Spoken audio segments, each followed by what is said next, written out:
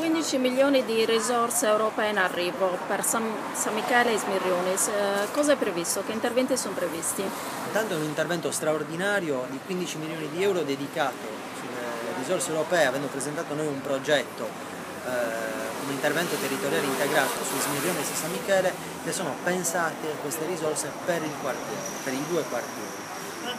È prevista una riqualificazione del quartiere in termini di luoghi da riqualificare, di spazi verdi e luoghi, piazze, strade, marciapiedi. Ci sono poi i lavori per quanto riguarda la scuola di via Abruzzi e le scuole di via Meloghi e via Bligny come centro anche di aggregazione per il quartiere.